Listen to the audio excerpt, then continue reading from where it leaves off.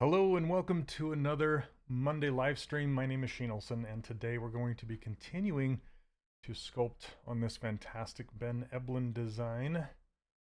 This is how far we got last week, and we're down to like the hair and the details and things like that. So I welcome you to join me along as I continue and hopefully finish up this guy today. Hope you're doing well. Hey Neil, how's it going? Welcome, welcome. This guy's looking awfully red in my preview window. So it's weird, my color is different on my Cintiq than it is on my preview screen. What's up, Mark? How you doing? Sorry for all the extra chat. I think that's left over from the stream before mine. It just pulls it in. Do you guys even read it? Can you see it? The reason I have the chat showing is because I'm streaming to 3 different places, so then everybody can see what everyone is saying from all the different places. Hey, what's up, Brad? How are you? See if I can pull in more of a neutral color. This.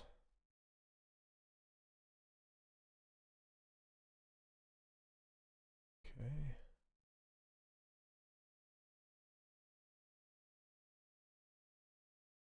That's more pale.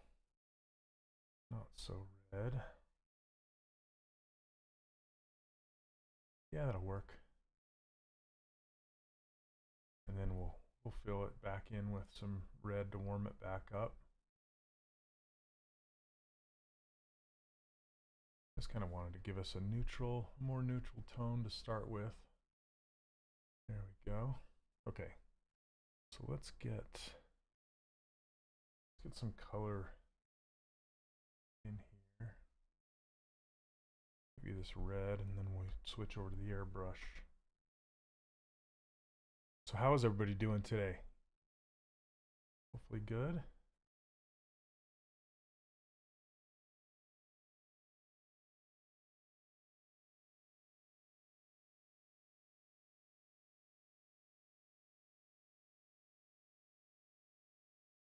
Hey Synopsis, how are you? Yeah, this is a Ben Eblin design. You know, I think I'm going to go ahead and connect the upper and lower head and maybe the neck as well. Rainy days. Oh wow. It's been raining here a little bit, not too much. Okay, so these two, this one and this one. I don't want to connect the ears just yet.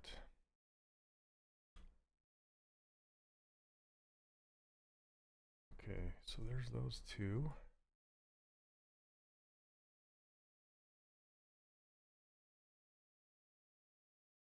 And then let's do a remesh by union.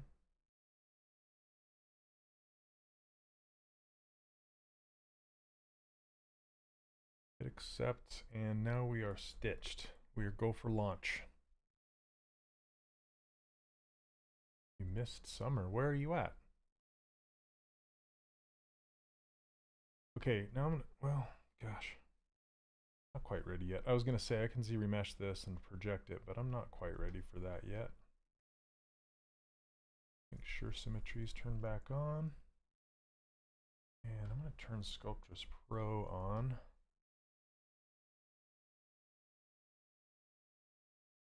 That's about right there. So I can blend these creases out, these transitions.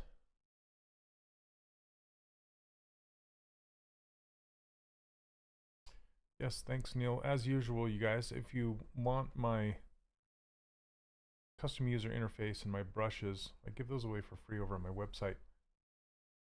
Somebody was asking where, because I just list my brushes there, and somebody was asking where my user interface was, and I don't advertise that my user interface comes with my brushes, but it does. It's in the same file. So if you're curious about that, if you head over to I'll just show you really quickly.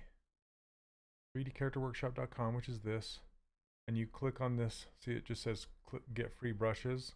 That's also my user interface and my ruler file. So you can get all of those for free. Easy peasy. My voice is low? Anybody else? I'll turn it up a little bit. Let me move my mic a little closer.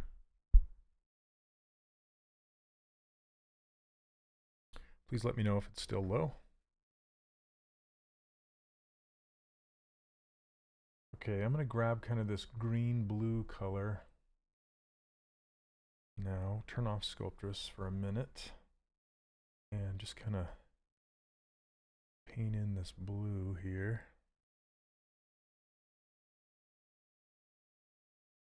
Blue-green. Grab this color here.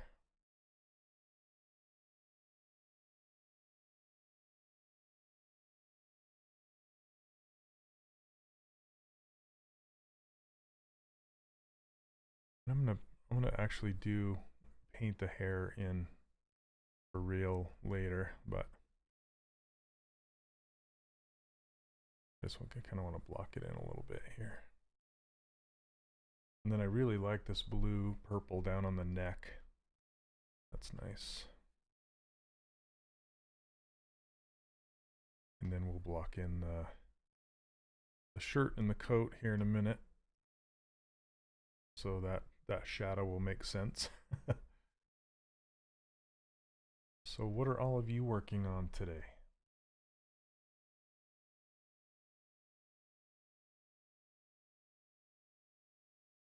It's a little dark.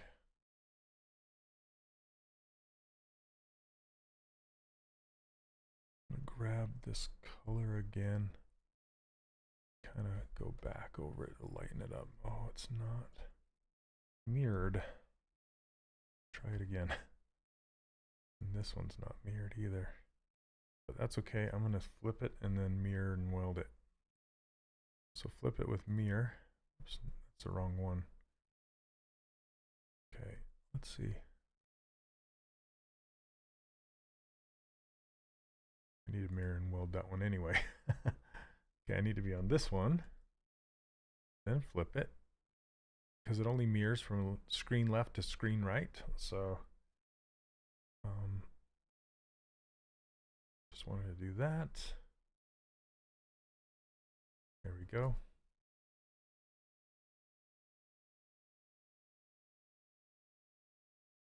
Does my voice sound any better now?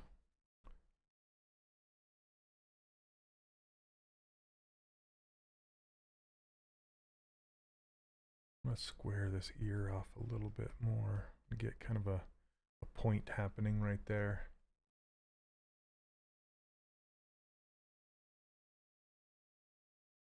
And then once I connect these together, I'll finish this this kind of loop connection into the head.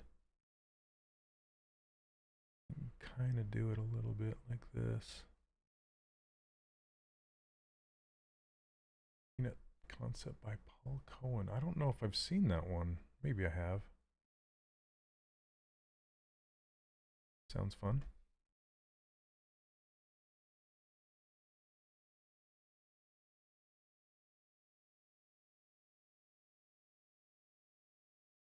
Okay.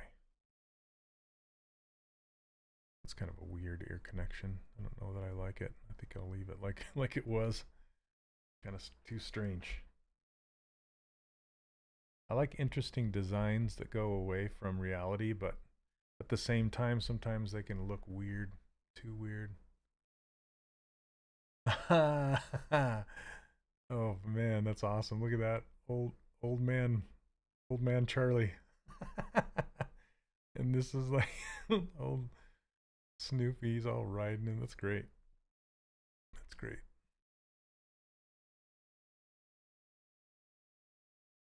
I wish you the best of luck on that one. Let me close this. Okay.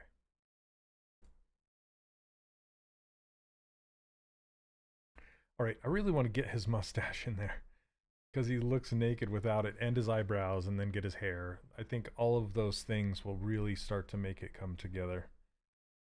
So let's grab that topology brush, and his mustache goes kind of up underneath his nose, but we're going to draw it. We're going to start it out here first. What in the world? Why is it saying my center is over here? Hey, what's up, David? Fortunately, I'm not in ZBrush today. The project I'm working on is animating Hello McFly. That sounds fun. Okay, so if you ever run into this where your mirroring is off somehow, it looks like it's centered. Local symmetry is, I need to turn that off and do a mirror and weld on it. There it goes, but that is weird. What is going on here?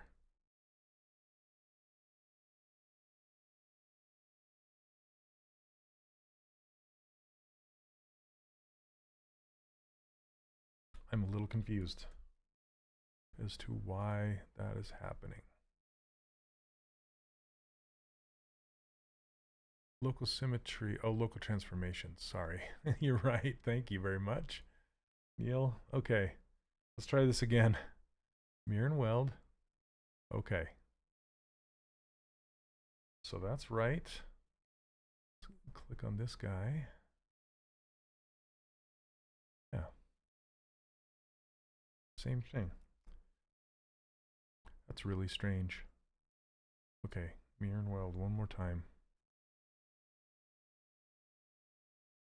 That should be good. All right.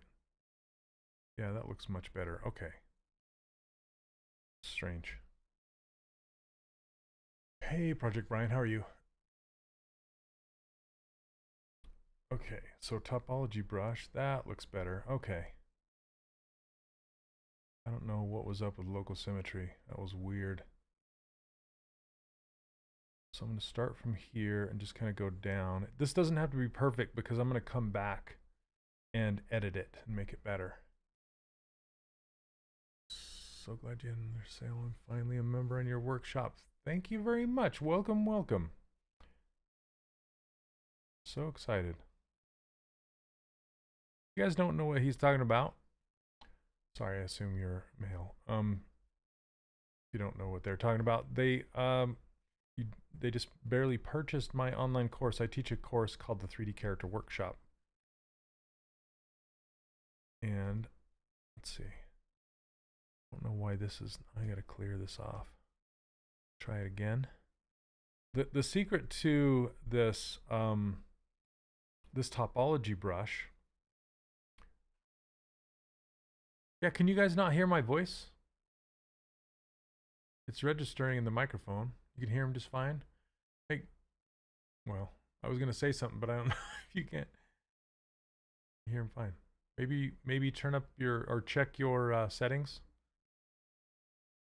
Okay, thanks guys. So the secret to this brush, this topology brush, is the only thing that matters is where the lines cross. And where the lines cross, it makes a little green dot like this. Okay, and you can see, and you only get a green dot on in between the orange and black ticks. So if you notice, let's zoom in on this guy. So if you notice on this line, there's black line right here and an orange line right here. In between them is where the green dot is. And same with this vertical line. There's an orange line and a black line. Where they cross is where the green dot is.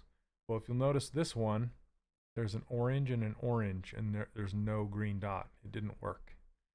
So to fix that, you have to redraw that line to get it to work. So how you do that is you have to erase this one first. So you hold down Alt and drag across it, and it will erase. And then the best thing to do is to use a smaller brush to give yourself more opportunity for the green dots to happen. And the lines, the actual lines, the curves don't matter. The only thing that matters is where the line crosses the other line. And to prove that point, I can draw a crazy, crazy line, cross it right here, draw it crazy, cross it right here, and let go. And it will still make a polygon despite my crazy S-curve line. Okay? So, yeah, the only part that matters is where the line crosses. So I hope that helps you. What in the heck is going on up here? All right. And then every time you draw a line across, it will segment it. Meaning now this is a segment of a line. So I can erase this piece and it won't erase the entire line that I drew in the first place. Okay, so I'm going to make another one right here, and then we'll clean these up and erase them. And you'll also see, you should also notice that I'm drawing past, like all the way through. I'm not starting on this line and drawing it to here and letting go, because sometimes it doesn't always work. It's better to go across it, go all the way through.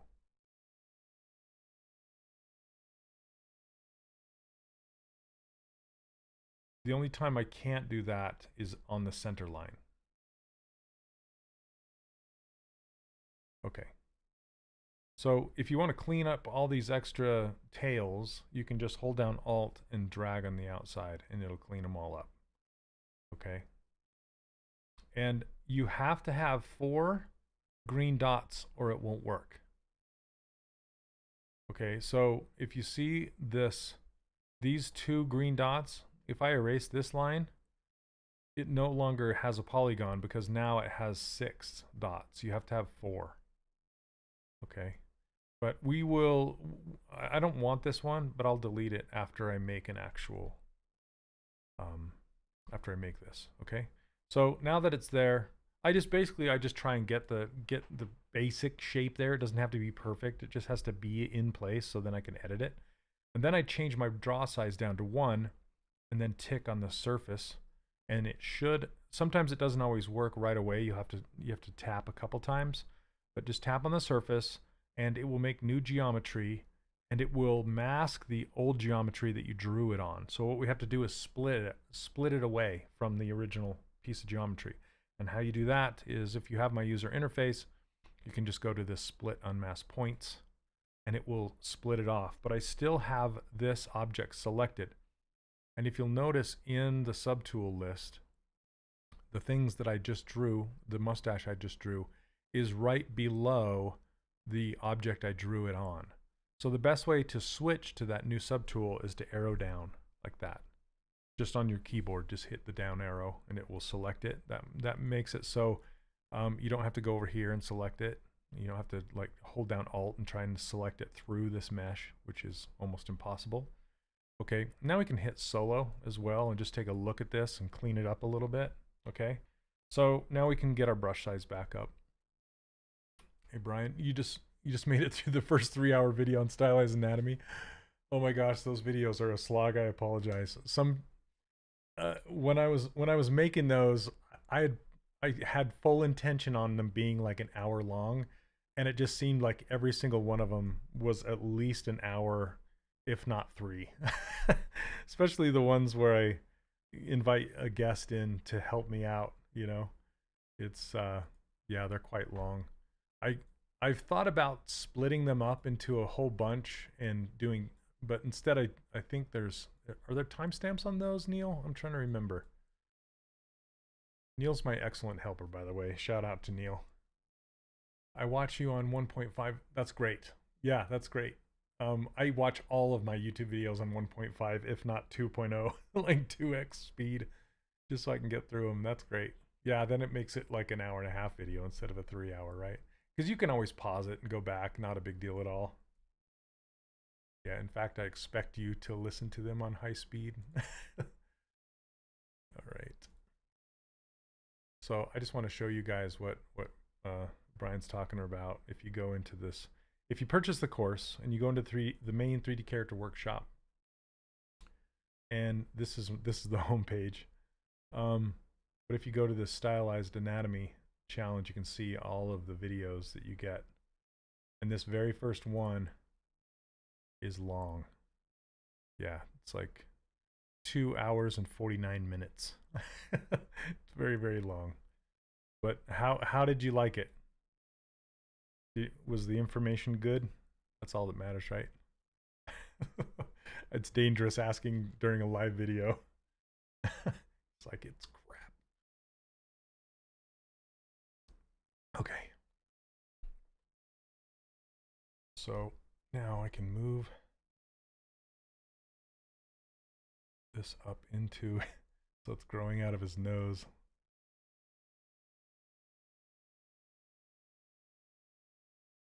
I liked it a lot. I learned about the leg swoop on female character. Yeah, nice.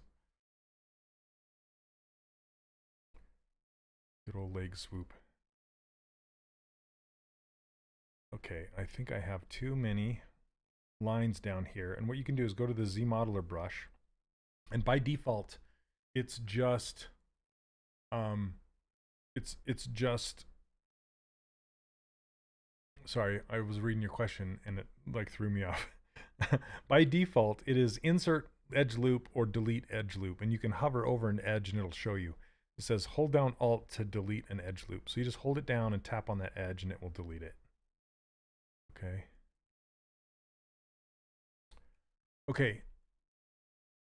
Up Owl Night, that's a great name.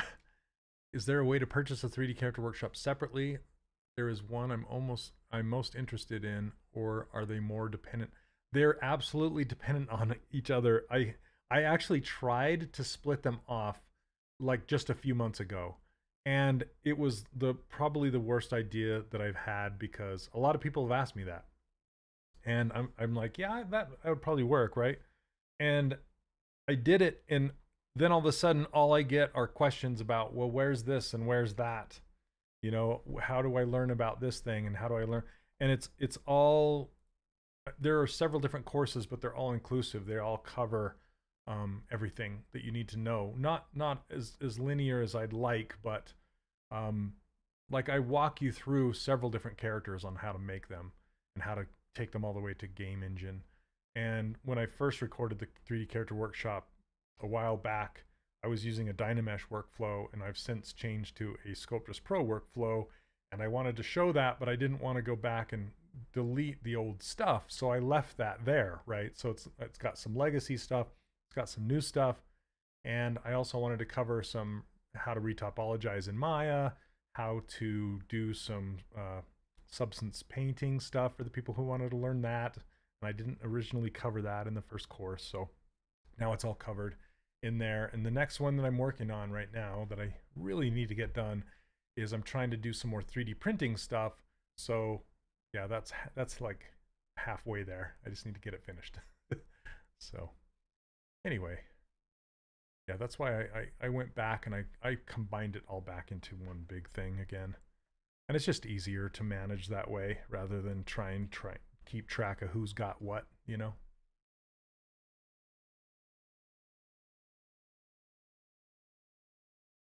And then also, I didn't really know what to do with the community, because the community is a big part of it. I have a nice Discord community, very active. And it's like, do I just have that only with the 3D character workshop, or what happens if you buy one of the smaller ones? Do you not get access to the community? You know, it's just kind of made it a very confusing thing. So I just put it all back together, and one community, one workshop to rule them all, that kind of thing. But thanks for asking. I do have a basic bundle that doesn't include it. Doesn't include all that extra stuff. But I think I might change it back to a payment thing. See, that's another thing. I'm an artist, not a business guy, really. And I just want to teach people, you know? And so I kind of struggle on the business side of things, like knowing what to do. And somebody just recently asked for the payment plan back. And the reason I turned it off is because, again, I'm just an artist and it's a one-man thing, and I don't like to chase payments. But I also want people to be able to afford it and get it and that kind of thing. So I think I'm going to bring the payments back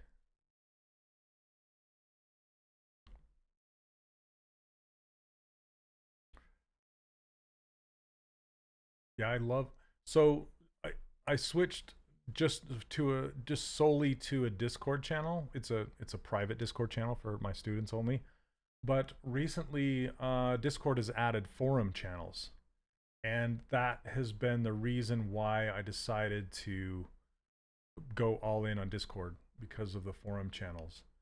And basically, here I'll show you what they look like. It's really cool.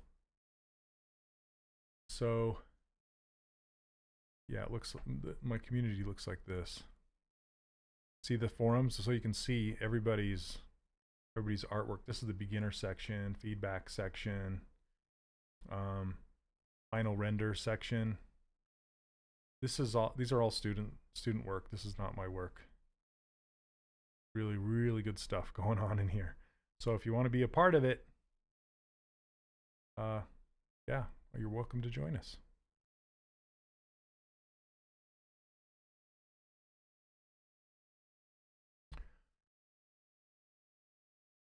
Love the Discord. Can't wait to post my stuff. There you go. Afternoon. Do you have any tips for starters on hair? I'm terrible on both stylized and realistic hair, and I'm looking for ways to achieve a good appearance. My best advice for hair is to think about it in steps, like Papa Bear, Mama Bear, Baby Bear. So you want to get the very biggest like helmet hair that you possibly can, the biggest silhouette that you can get, right? First, look at it like a whole thing, a whole piece. And then the second step would be to look at the medium-sized shapes. Like where can you pull out any, like the next step down as far as the shape size. Just look at that. And then the next step would be the smaller interior shapes, right? So for this guy's hair, he has like this one big overall shape like this, okay? So there's that. And then the next step would be, see this dark line? This would be a chunk. And then this next one would be a chunk, and the next one, and those are like medium shapes. And then these very, very small pieces, those are the small shapes, and that's what I would do last. So, let's see. First time I've heard of payments, I bought it outright. Will I have to start paying monthly? Oh no, David, no. It's lifetime access. So if you buy it and you buy it outright, it's lifetime access. When I say payments, it's not a membership, it's not a payment, monthly payments. No, it's like splitting the cost into 3 payments. And then once you've paid those 3, then you're done and you have lifetime access. It's not a membership. Does that make sense? Okay. I'm a character rigger and a new father. Congratulations. Are you going to rig your new baby? Sorry. So I've only had the time to take the course for a few hours a week for the past couple of years, but it's been adding up. I'm finally feeling confident in sculpting. Oh, that's great.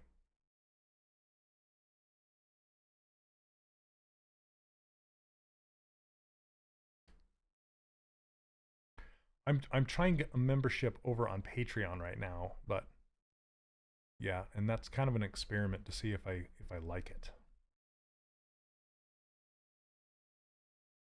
And so far so good. I'm just working on getting more content there.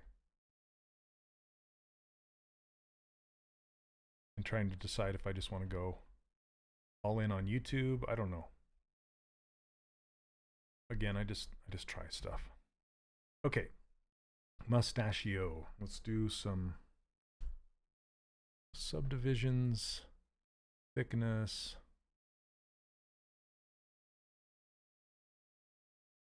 More thickness. Yeah, also, David, there's nothing to worry about there. If I ever decide to take it to a membership, all the people that have already paid would not have to pay extra monthly. Yeah, I could get sued for that because I already said you get lifetime access. Okay, so with this, you see that there's a crease around the outside edge, and it's very, very sharp. And I don't necessarily want it to be that sharp. Let's go grab a color and fill it with that color, just so we can see it a little bit better. Okay. I could leave it this sharp, but I kind of like, I've already sort of gone soft with these eyelids and things like that. I mean, there are some harder edges in this nose, but for this mustache, I do want to kind of go softer edges. So I'm just going to uncrease all right here. And it's going to look like this for a second until I hit this button called Post Subdiv. Okay, and now it will soften up the subdivisions. And I can crank up the subdivision level to 3 right here, and it'll make it even smoother. Now, I've said this before, but if you're new here, I like to explain things over and over just so people get it. This is dynamic subdivisions up here. And dynamic subdivisions just means that it's a preview of what it's going to look like when it's finally subdivided for real. Okay, so that's what we're looking at here. This is just kind of a preview of things to come, essentially. It's kind of a guy who looks like Commissioner Gordon with this mustache. Okay, excuse me. Let's see. Let me pull this down a little bit more.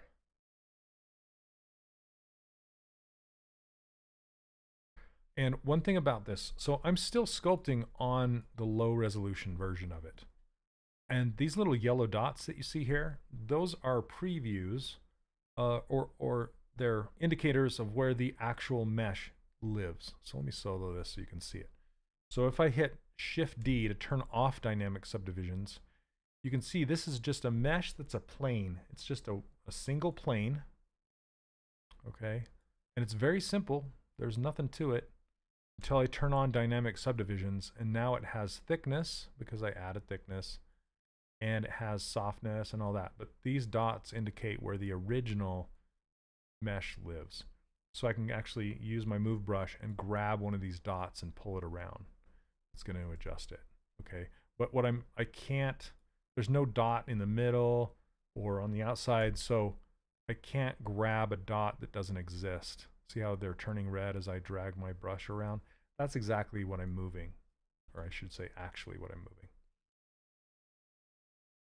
So what that means is I cannot sculpt detail into this mustache unless I actually apply the dynamic subdivisions and dynamically I keep saying dynamically, and then subdivide it even more and then add the detail on top of that, if that makes sense.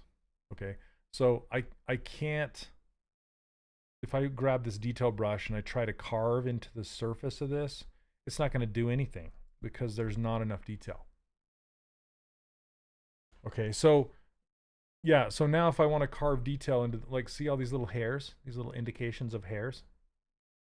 I can't put them in here yet until I hit apply. Okay, I'm gonna hit apply. And what that does is that actually applies the thickness and it applies the subdivision modifier. Okay, so if I scroll down to geometry and I look at this, you'll see that it has 4 subdivision levels now. Okay, so if I hit Shift D and it goes down, let me turn on the wireframe. Okay, Shift D, go down, and now let's go to solo mode. See how it has thickness, and now it's low. And then if I hit D and go up one, it adds this, and another one, and another one. And this still isn't enough geometry to sculpt in the details. Okay, so if I want to add details, and I'll just show you. Let's grab this detail brush now and try and carve in the surface. Okay, let me turn off and on the wireframe.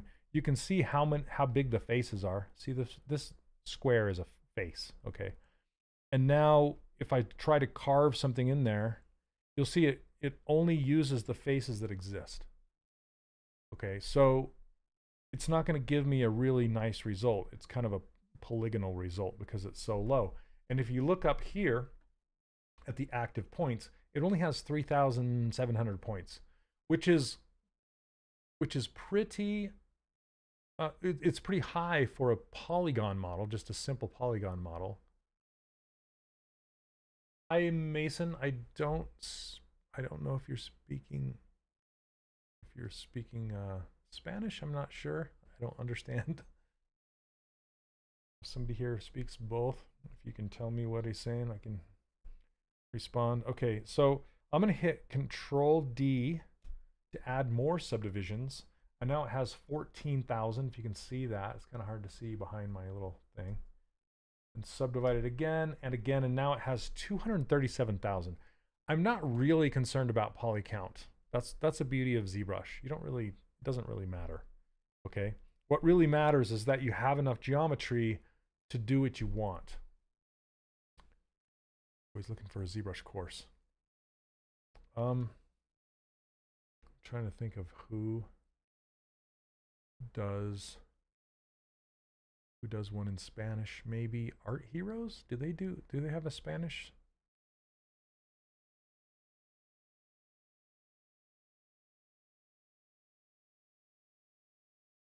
Okay. And so now, ZBrush 2023. How do I do?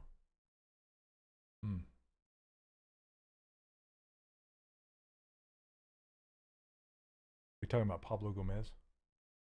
Yeah, maybe. What is it? ZBrush Guides. Does he do Spanish? There's other streamers on here that stream in Spanish. I don't know. I'm trying to remember who this.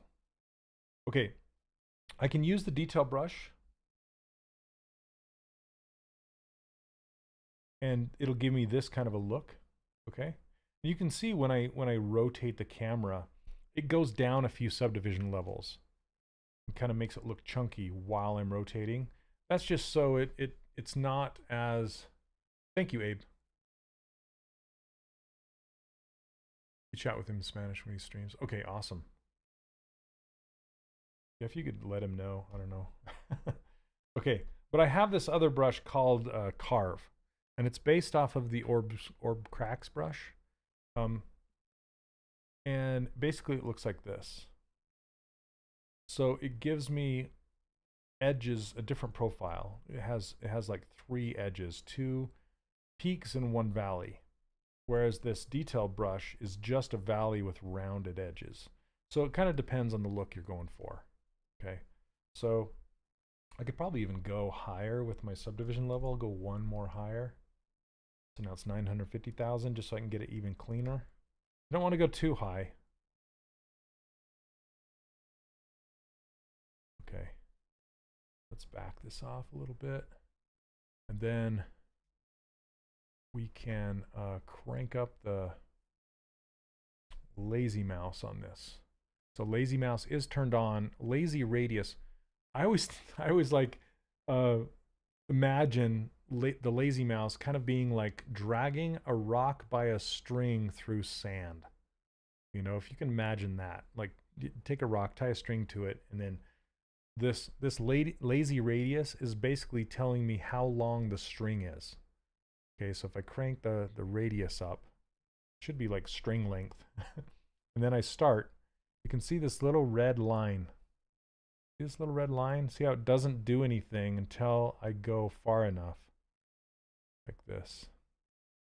Okay, so it just gives me an easier time with cutting in these strokes.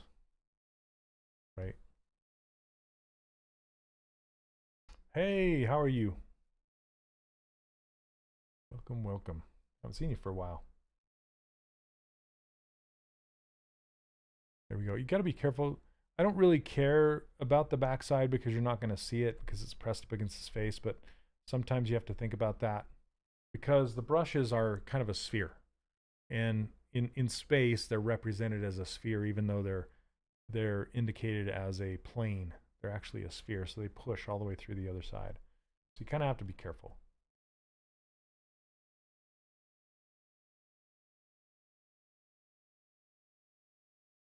Oh goodness, I'm sorry, he's looking for a brush course and I can pay, but difficult because I'm deaf. That is difficult.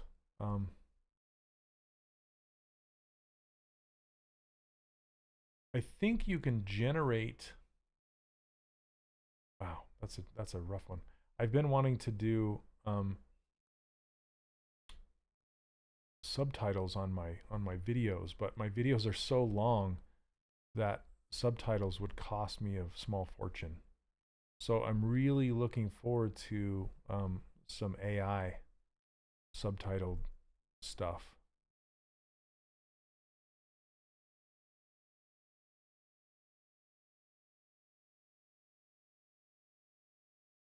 Yeah, you can turn, so if you watch his YouTube videos, he can do subtitles on these videos that I'm doing right now. But as far as my course is concerned, I don't have subtitles for my course.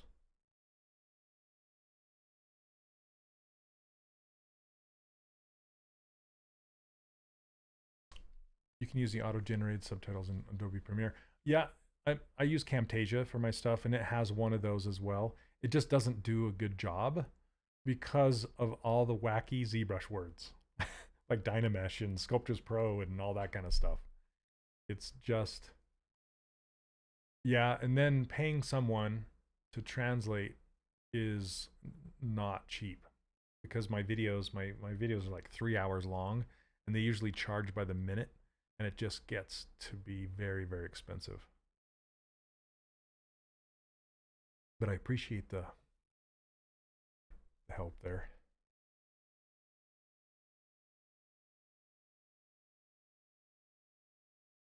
Suggestions, I guess.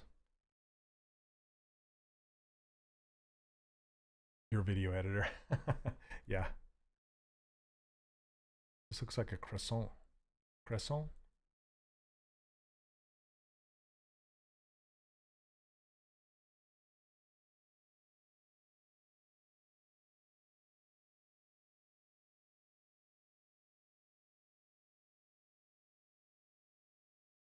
I've thought about hiring a video editor for my stuff. Just, it adds up. I'm just going to make the bottom of this just a little bit wavy, even though it's quite straight across the bottom, but I like to just break it up somewhat.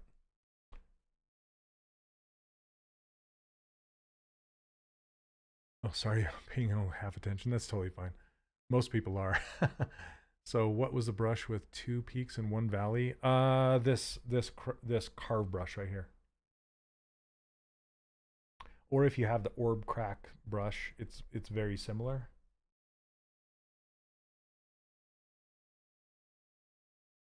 Orb crack 2, I think it's called. I mean, there's a whole bunch of brushes that comes with that orb crack pack. Orb crack pack.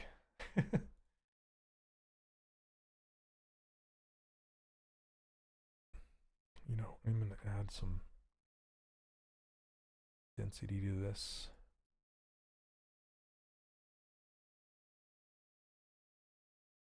Yeah, if I say Sculptress or Sculptress Pro or Dynamesh or ZRemesher, it's all these made up crazy words that ZBrush uses. The auto translators is just like, what? It's actually kind of funny to see what it thinks I'm saying.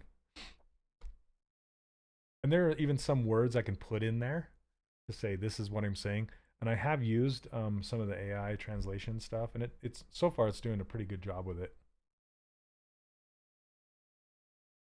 But I just haven't had time to go through it and get them done yet. But I really want to. Okay, this is another thing you need to watch out for. See how this line kind of went like this, and then it went back here and then down. It's not quite working how I want it. So it's better to get a smaller brush. Try it again. Peek down. This is a really interesting eyebrow shape. Here and then down. Here and then down. Through right there.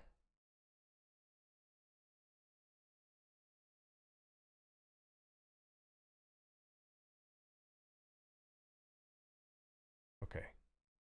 And I typically don't do triangles. You can, but I don't usually do that because I would prefer to, quads tend to subdivide better. So if I had a triangle, it wouldn't subdivide as well, and it might give me weird peaks that I don't like. So that's why, even though this is a triangle on the back side here, I keep it a quad, and then I'll push them together really tight to make it look like a triangle. Whoops, didn't mean to mask that. Okay, and this one's not the best right here. So again, I just get it there. I'm not really looking to get it perfect because I can adjust it after the fact. And then I'll change my brush size to 1. Click on the surface just like I did with the mustache. See how sometimes it doesn't always take, so I have to click on it a couple times. And then rinse, repeat. We're just going to go split unmask points, arrow down on my subdivision or subtool.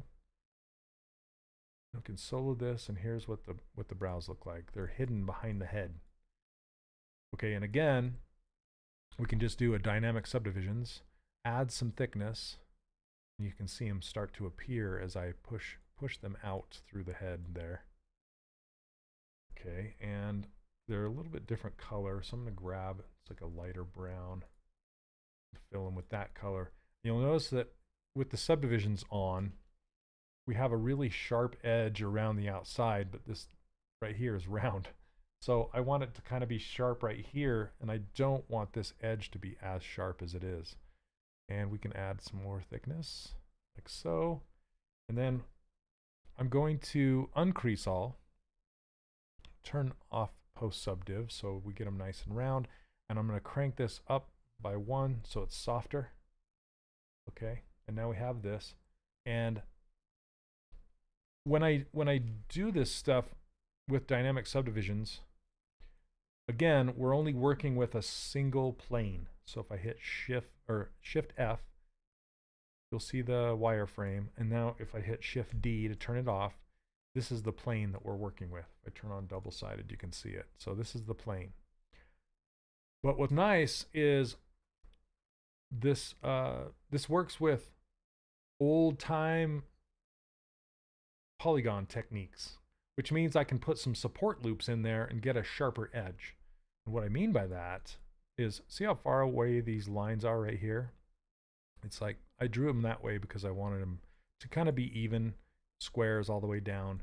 But if I wanted this to be sharper, what I can do is grab the Z modeler and I can put in an edge quite close to this one, like this.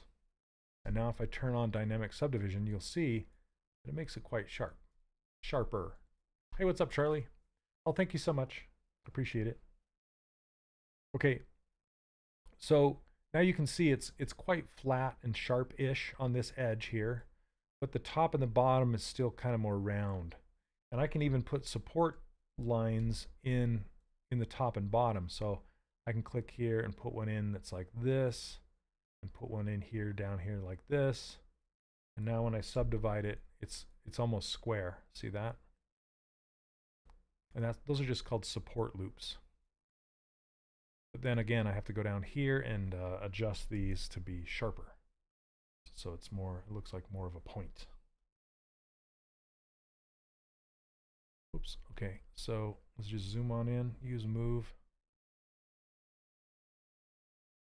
And just kind of move these points closer together. I just got done recording a video for the ZBrush Summit. I wonder if they'll play it during the summit. We'll see if they do. They just reached out to some streamers and asked them if they would make one. Okay, that's a little better. So now it's kind of nice and clean. Okay. So turn solo off, and this is what the brow looks like. So it has sharp edges now, but not quite as sharp as it used to. And also, see how it has this point right here before it comes down, and mine's a little too rounded. Also, another little tip for you. I actually learned this from Danny Mac. So shout out to Danny Mac. He was talking about it one day. But you know the turn on a brow, you know, so a brow kind of comes straight and then it turns and goes down. Where that turn occurs is right where the crest of the skull is, right there. I'm just like, oh yeah, I never thought about that. So that's kind of where it happens. In stylized characters, it doesn't always happen right there, but in real life, that's kind of where it's supposed to go. But to sharpen that up, again, I can use a support loop, Z modeler. With this one, I could use bevel, but I like to use insert edge loop a little more. You kind of have to be careful with this one because it will create, I'll show you what it'll do. It'll create kind of this whole edge where that'll catch the light. See how it catches the light all the way down? So it won't just make a point here and here, but it sometimes makes a ridge through the middle that you might not want. And how you can adjust that is just pull the loop, the vertices they're called, the dots, pull them apart. So see how they're close together, and where we want it to peak up here is fine. But if you want it to not have that through here so much, you can just pull these two apart, push these together. That's just old school poly modeling techniques. So when I turn this back on, it still has this pointy here and here, but more, not so much of a edge across there. It's smoother. More dots. Hey, McBobbles, how you doing, man? Okay, last thing I want to do is pull the tips up just a little bit higher. All right. Not to be the bearer of sad news, but I just barely heard that Paul Rubens passed away. Made me super sad. Right in the childhood.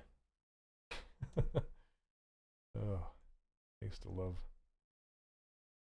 watching that show, Pee Wee Herman's Playhouse and Pee Wee Herman's Big Adventure.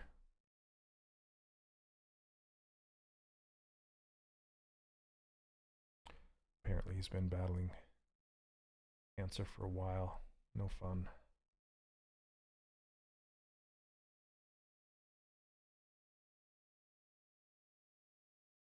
Oh yeah, sorry to be that guy.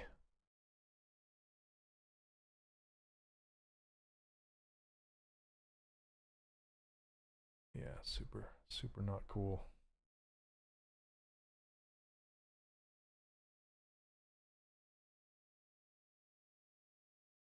Hey Graham, the live stream looking great. Oh, thanks. Appreciate it. How are you? Thanks for dropping by.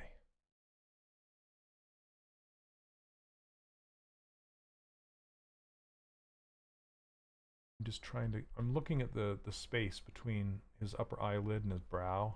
I'm trying to scoot them closer.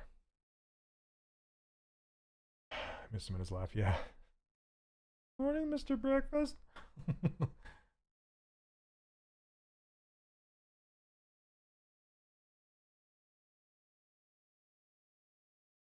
Yeah, he had this.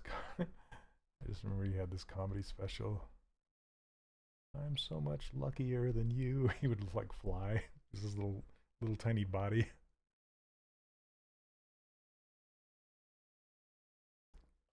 Okay. I want to cut the brow in right here. I think I'm going to use pinch.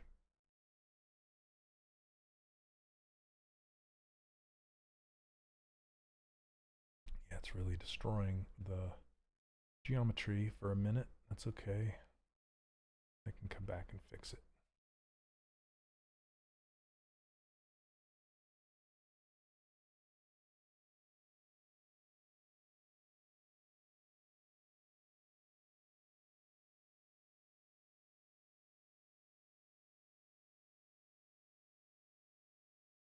Yeah, we used to always quote Pee Wee Herman when we were kids.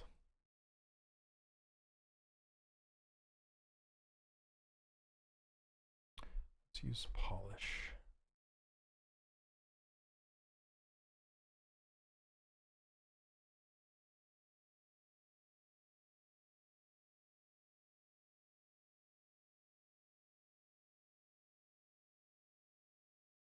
I don't want to I don't like that silhouette. See how smooth this is? I kind of want to feather it down, back down. Just kind of have it indicated.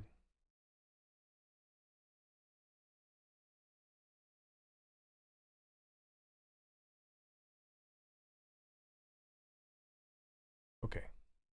I have to say, you guys, I've been playing with this new, you've probably seen maybe Michael Pavlovich's video or Pablo Gomez's video on the new, well, it's not new, it's been around for a little bit, but Character Creator, because Character Creator has this brand new plugin for ZBrush, and I've been playing with it quite a bit recently, and it is, if you're not a huge fan of posing your characters in ZBrush, it makes it so much easier to push your character over there, auto rig it, and then send it back. I'm hoping to make a video on it fairly soon.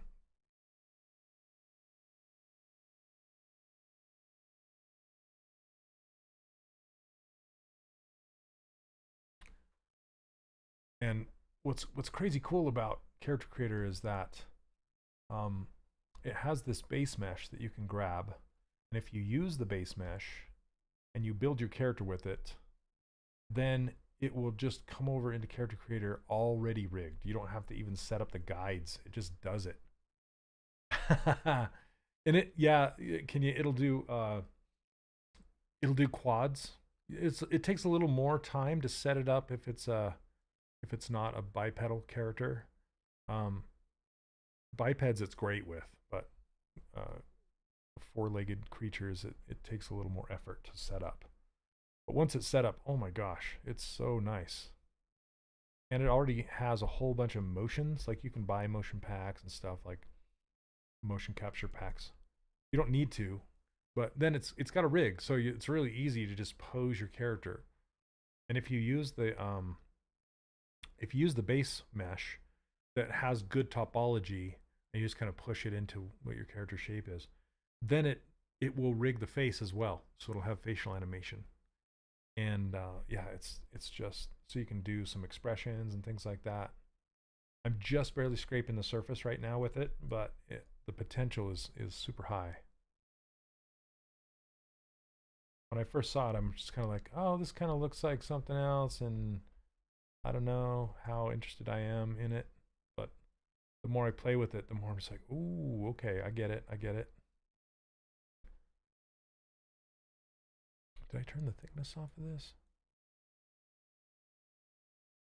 Maybe I did.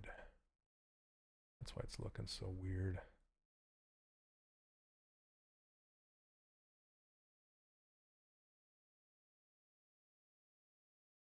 Why is that crispy? That's why. Okay. Sometimes I forget to do what I'm teach you guys to do. Is this what we were talking about in Discord earlier? Yes, exactly. That's it.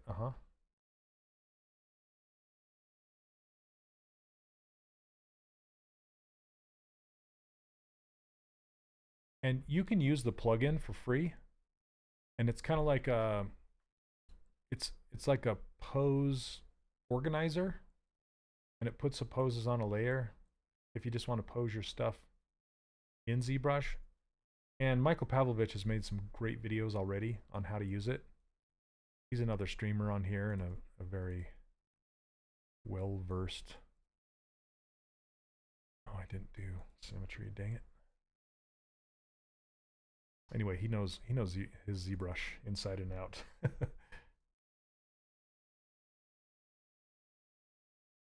So I have it installed right here. It's called ZBrush Pose Tools right here. And you can set your scene size. It actually works really, really well with my ruler. So I'm not going to get into it right now, but if you select my ruler and you change the height to 200, and then you hit resize, it will set up your scene to work perfectly back and forth with Character Creator. So you can send your character back and forth without having to adjust or select on the little tick box that says match ZBrush scale. You won't have to do that because it'll already be set up. But yeah, so this is your pose list organizer. So you can have an A pose, a T pose, and then a whole bunch of different poses. What's cool is you can grab poses from motion capture. So there was I was watching a video on one with a guy who was posing some characters for like collectibles, like minifigs, you know, little tiny figures for D&D. He was using the character creator to pose his character a bunch of different poses. He said he posed it like 15 different times. And to do that in ZBrush with all the armor and cloth and everything that he had going would just take a long time.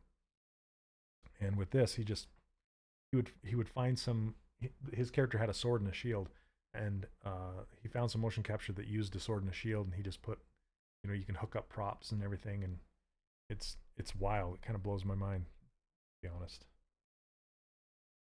Pretty dang cool. Okay, so let me get eyes in here. I know that bothers people when I take too long to put eyes.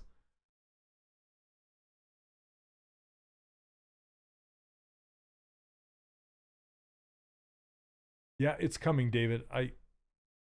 They've requested that I do one, so I'm working on one where I'm gonna actually take I want to take Kate and the character that I modeled for the course and push her over there and give her some poses. Okay.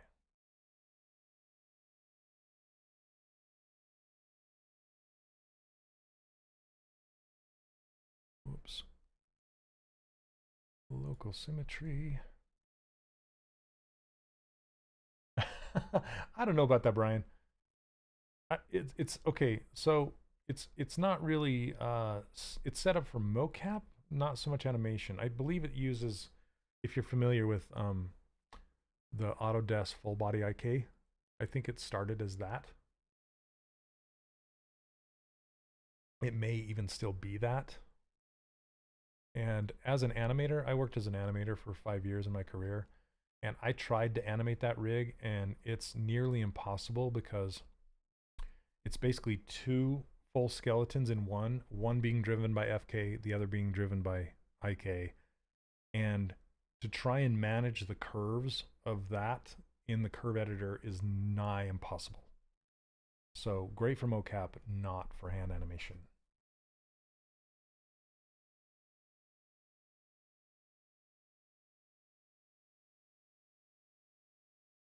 So I wouldn't worry about it too much.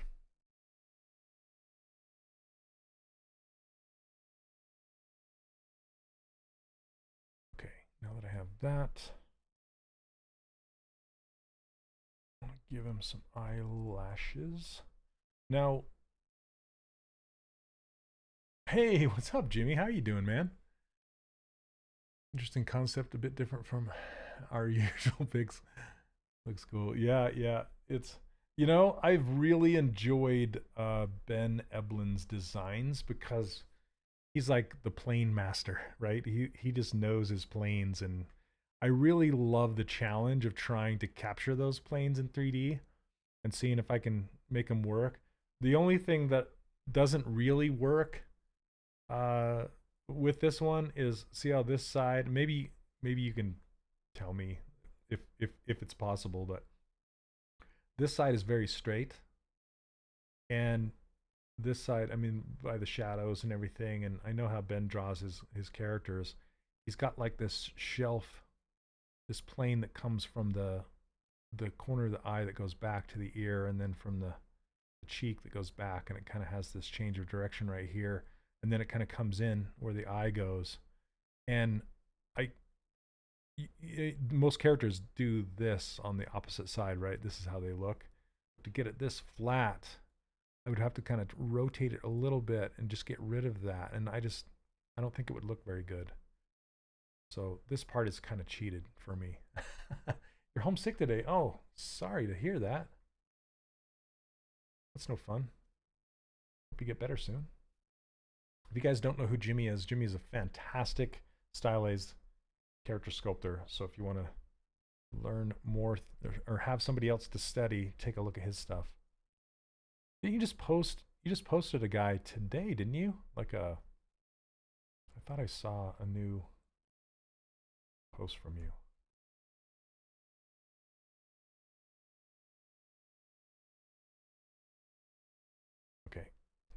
Let me get back to what I was doing here.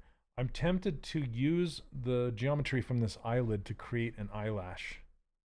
I think I might. Because it's already there, I can just duplicate this. Solo it. Yeah, I could probably just use that lower, this lower bridge piece.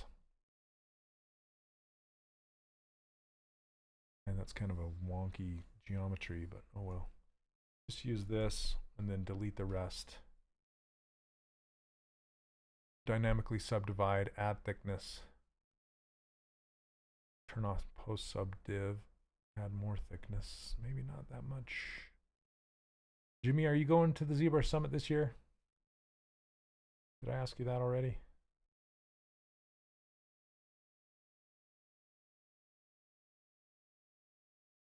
I think you're getting there. Okay, thanks. Yeah, it's those are some thick eyelashes.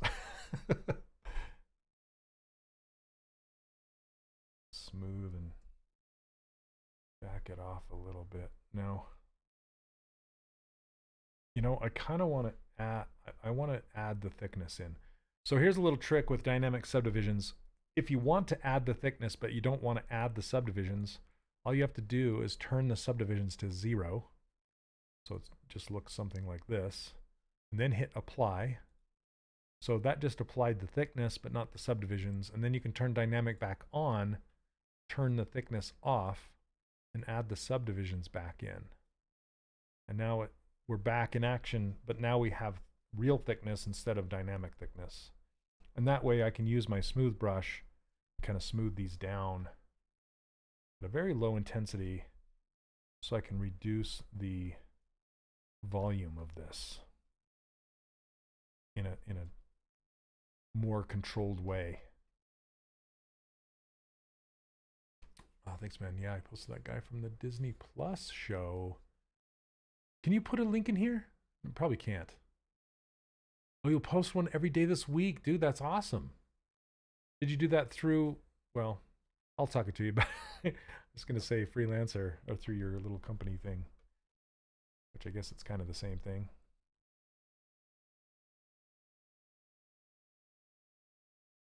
That's great. Can't wait to see him. Woohoo.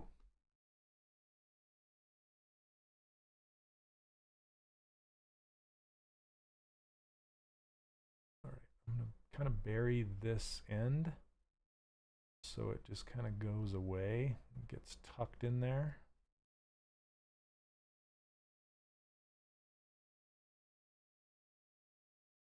Now usually, Jimmy, I'm curious to see what you do with your eyelashes, but usually eyelashes, like realistic eyelashes, you'll see just a little sliver of skin, like the thickness of your eyelid, behind the eyelashes.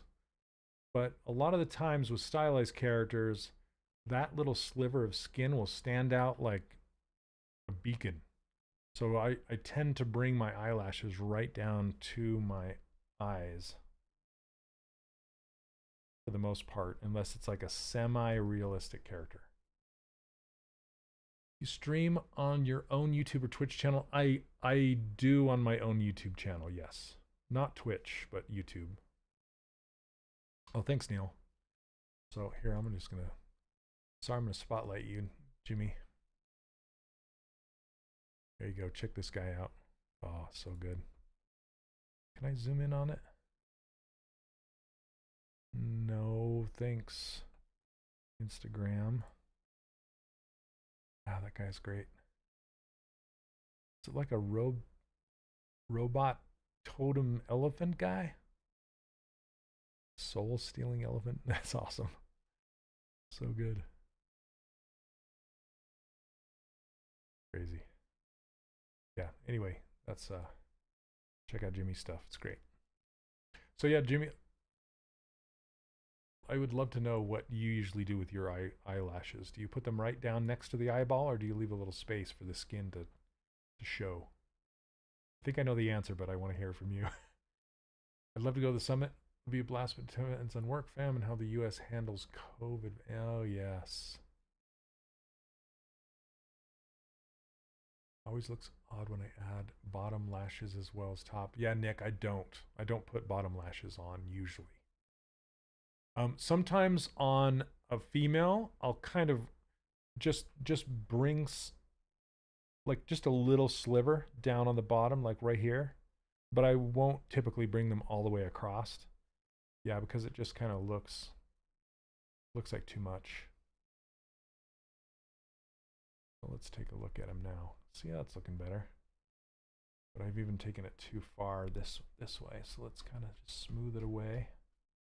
Oops, too much. There we go. Better. I have the skin showing, but I do paint the plane of the eyelid darker. Gotcha. Yep, that works too. Yeah, no worries. I think my mustache hairs are too even, but oh well.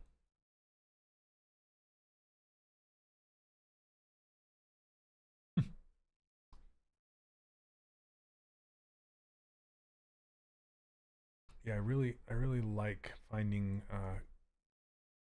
character concepts that have these interesting planes. I was talking about it last week, like on The Incredibles 2, there's two characters that have these really distinct planes. One of them is Mr. Incredible, and if you follow kind of the cheek line, it goes down and across and underneath his eye to define that plane. And the main antagonist, I can't remember it's the antagonist's brother, right? I can't remember his name. But he has a definite line that comes down, like this guy. It comes down from his temple, goes back behind his eye, comes out on his cheek, and goes straight down. Whereas Mr. Incredible's plane comes across like this. So it's like what your choice on what to highlight and what to kind of exaggerate. And whoops. Sorry, I'm going to put this up here for a second.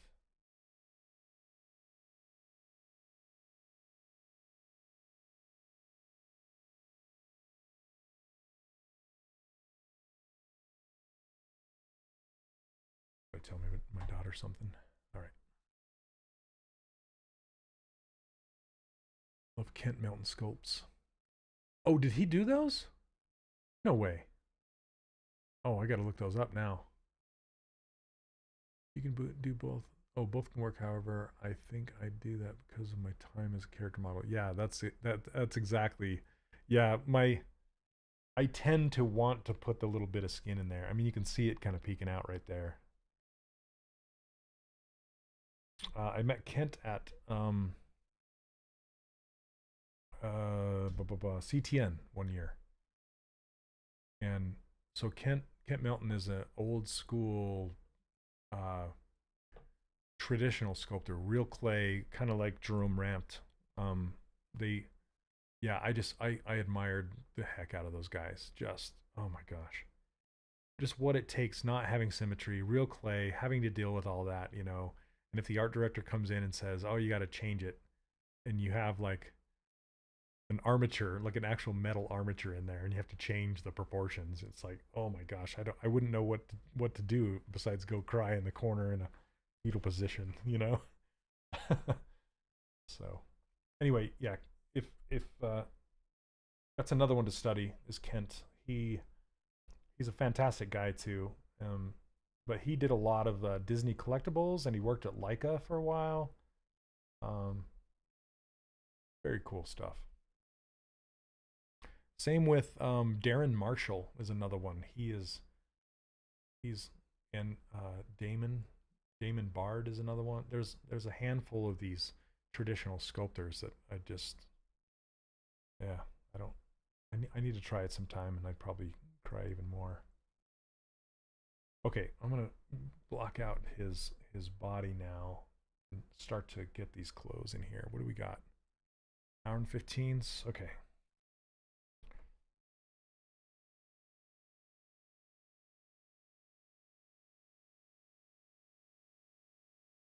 Have you ever messed with real clay much, Jimmy?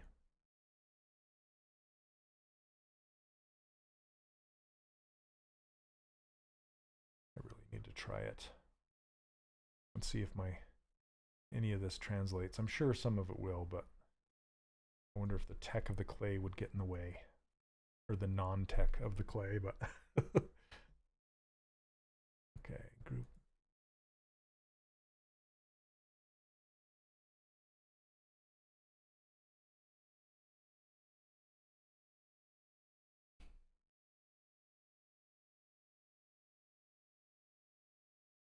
About 20 years since I did. I don't know that I've ever, other than a kid messing with clay, you know, like oil-based clay, Sculpey, stuff like that.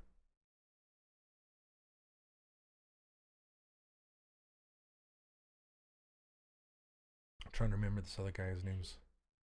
I want to say Andreas. There's so many. I have a long list. Michael DeFeo.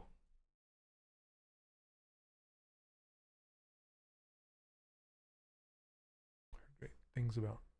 Yeah, Andre. There you go. Andre Visayek's workshop camp. I would do that if he does that again. I'm really super tempted. Hey, Tokefan, how are you? Yeah, right. So Darren, we actually hired Darren to come in and help us with Disney Infinity 2.0. So he was in house for a while, and just watching him work just kind of blew my mind. I'm trying to remember Mark. What's his last name? Mark.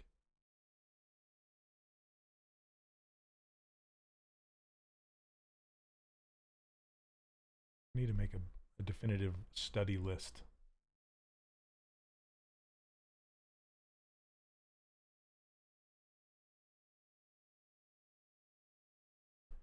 Of all these great traditional sculptors. Okay. Well, I'm not hating this so far, so that's okay. Click curve.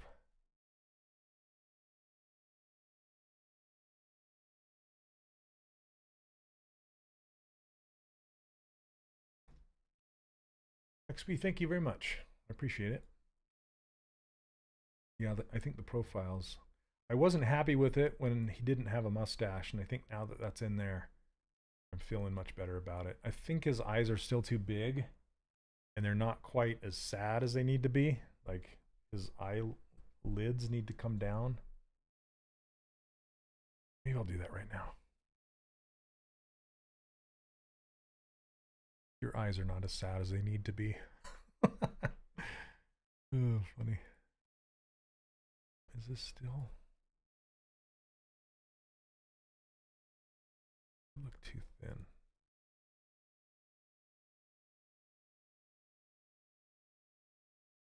Okay. So, in order to shrink these, it's really easy because I left them separate. They're not part of the head yet. So what I can do is utilize the good old pizza boxes. So I'm going to grab these eyeballs and then snap the gizmo to the front of the pupil here. Then I can scale them from that location. You don't want to scale it from the inside because then it'll shrink into the head. So I usually scale them from the outside front, so it'll scale to that point. And then if I turn on the pizza boxes and then clear everything, this means nothing is selected. And this kind of works just like your regular selection. But if you hold Control plus Shift, then you can start selecting the subtools that you want to move. So this eye, which comes with the pupil, the eyelash, eyelid, whoops, not that. You can click on it again if you accidentally click on something you don't want, and then the upper eyelid. So all of these, okay. It's kind of hard to see now with it in this kind of transparent mode, but with local symmetry turned on, you can scale this down and it will scale on itself. Okay, and then I kind of want to move, let's rotate these a little bit and move them inward just slightly. Looking a little better. We can turn on perspective and maybe turn down the focal length.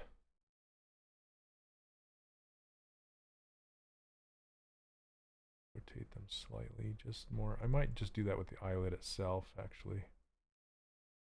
Okay, that's good. That's better, I think. And what I like to do is I'll usually adjust the eyelashes first if I want to make some adjustments to the upper eyelid. So I can bring them down and then really don't want to cover up too much of that iris or else he'll look stoned or something. Okay.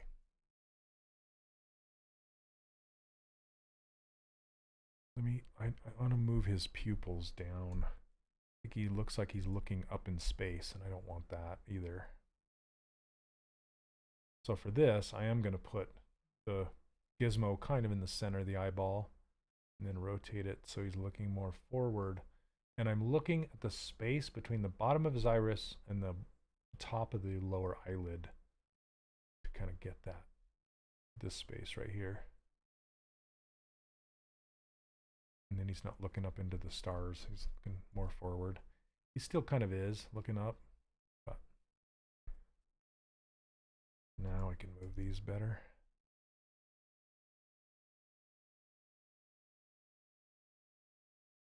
Okay, are we still rolling? All right. After that one day of nothing but tech troubles, I'm always worried that my stream's just gonna die.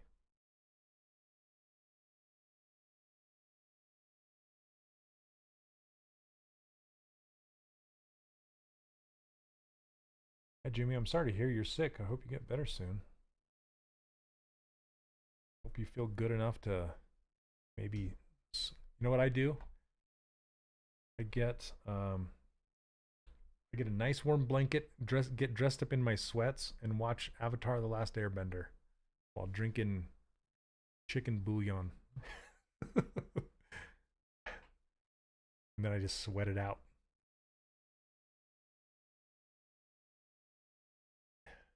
That's my recommended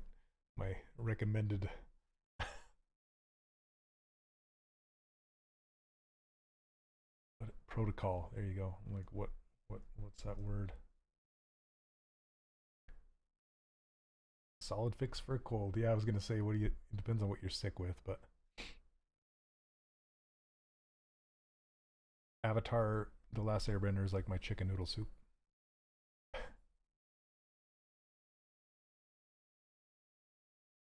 It's like there's a hole in his head. What is that?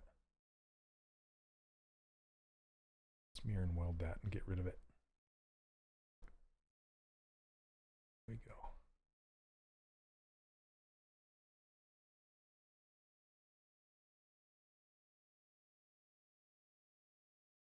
Kids love it too. Yeah, it's great to watch with kids. Man, that's still there. What? Did I mirror it to the other side? I did. What the heck? Okay, you know how you can fix that. Turn on Sculptors Pro. Just rebuild it. There you go.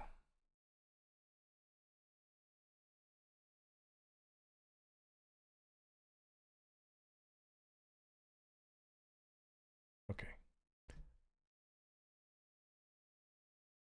I don't know if I like how this just ends right there.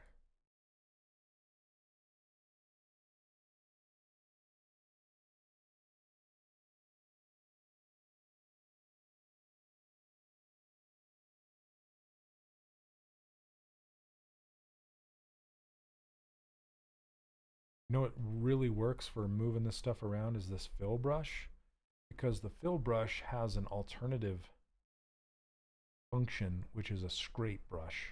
So if I hold down Alt, I can actually scrape away material. It's like a hidden feature. Too bad the live action movie for last. Oh man, I haven't even seen it. Looking so good. Thank you so much. Appreciate it.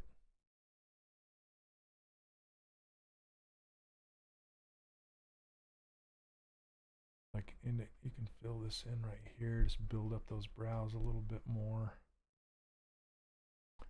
Yeah, David, that's what I'm talking about. Yeah, I was just gonna say that Netflix live action.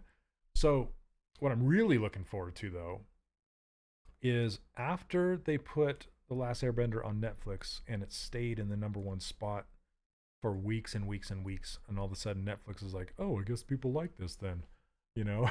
It's like, yes, hello, missed all the, just think of all the missed like video game opportunities, you know, all that stuff. I mean, Korra wasn't that great, it was okay, but it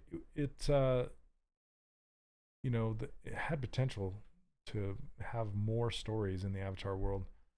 And basically when The Last Airbender was so popular on Netflix, it made them realize that they need to make more stories in this universe.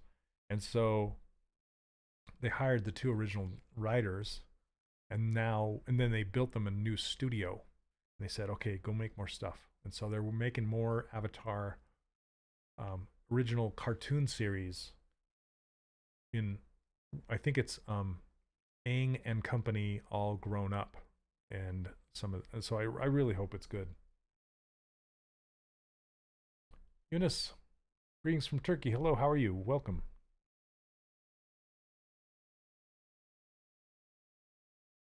Thank you for dropping by.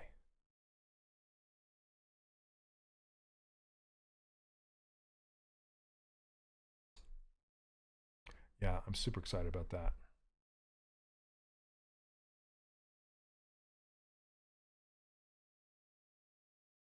It's funny, I've seen the writers on some podcasts and stuff, and they kind of remind me of the 2 guys from Penny Arcade a little bit. I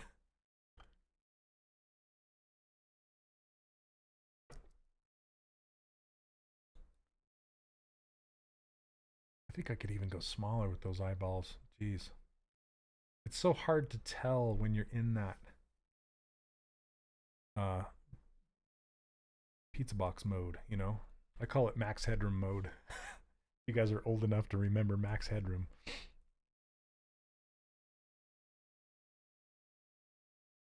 Going to see Oppenheimer in a few days. My son wants to see that. So one of my sons went to see it, and he said it was too slow. He's not really a history buff, but my older son is, and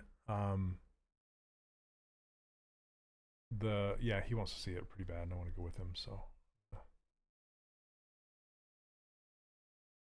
remember that weird guy Max Headroom? Yeah, talk about some planes on the face, right? Max Headroom had lots of planes in his hair and on his face, and I gotta show you guys if you don't know who he is.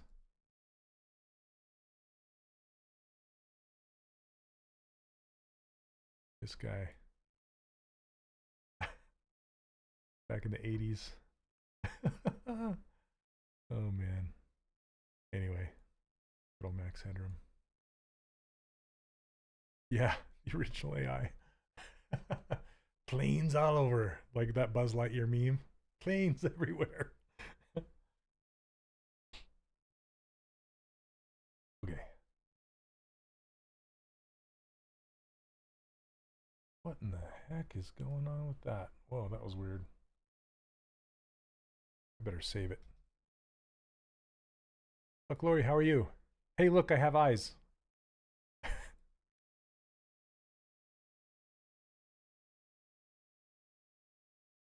You caught me after I had put the eyes in.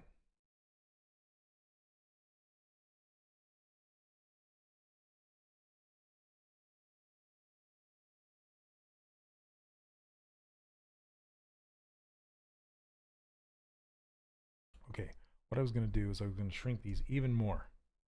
So now the pizza boxes, which is actually called transpose all selected subtools, if you have the same subtool selected as you had before when you use the pizza boxes before, it will remember your selection. So you can come back in here and shrink it on down. And if you do shrink the eyes, make sure you adjust the distance between them, which is typically an eye width apart. So if you had 3 eyes, you can kind of think of it that way.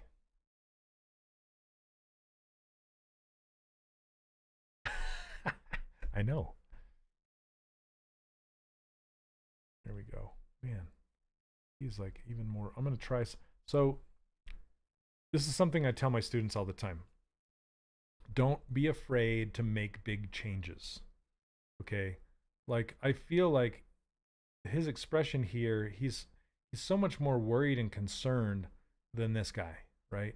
And so I really kind of want to push it more and see if I can get this. And this is also asymmetrical, and I'm working in symmetry, so I really won't hit it until I'm able to break symmetry and push things. But I do want to try and push this a little bit more and see if I can get that worried look just a little bit more. And to do that, I just saved it, so I know I can always go back. And plus, there's history, you know. But I want to pull these eyebrows down a little bit more and shorten them up just slightly. Just pull them down. Pull this up. And then I want to cover the irises a little more and push them, because the eyelids and eyelashes tell as much of the expression as the eyebrow does. It's kind of the shape of it. So it's something you really want to pay attention to and not look past. Okay. Come on, select it. There we go.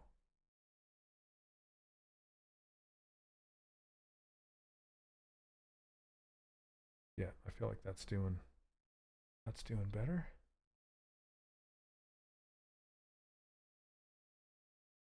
And these lower eyelids might be a little too heavy, a little too puffy. Looking more tired than just having lower eyelids. So I'm going to reduce those with smooth and then kind of tuck them in just a little bit more.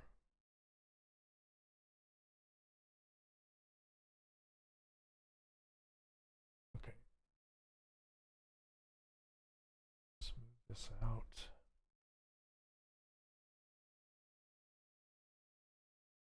And then we can come in with color, because color has weight.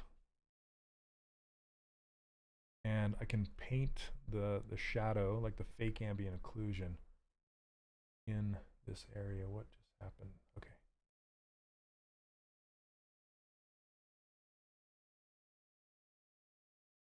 Did I? Okay.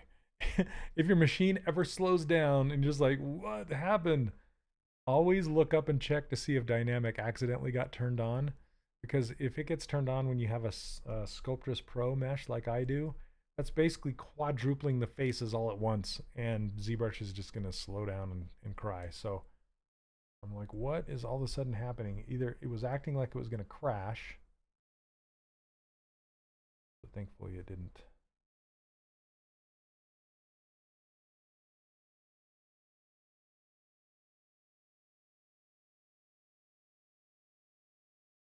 Okay.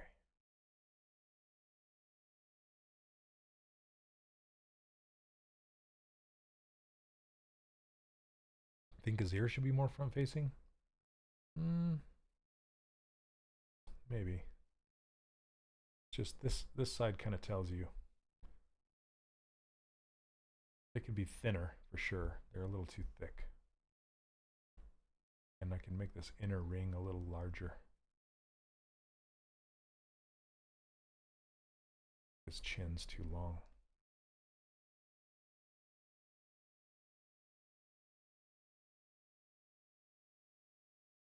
Ooh, the wind's kicking up.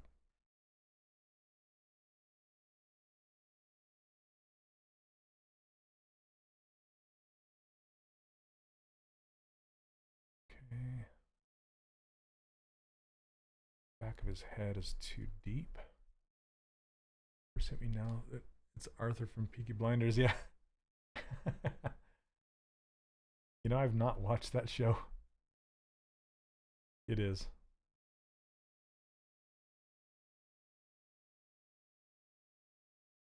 I need to watch it.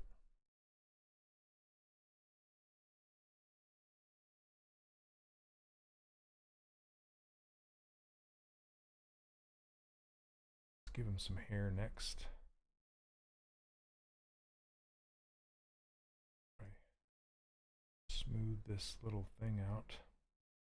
Okay.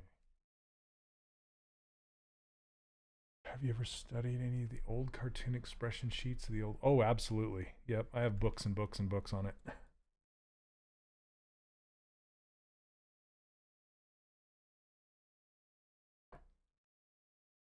and Chuck from Warner Brothers, Chuck Jones. Yeah. It's like a master class in expressions.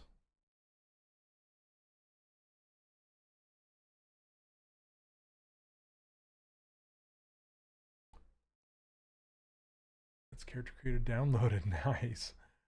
They have some really, really good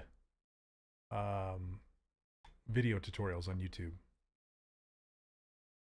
Particularly the one they posted last night on posing miniatures. That one's great. And that one's the one that blew my mind away, just going, whoa.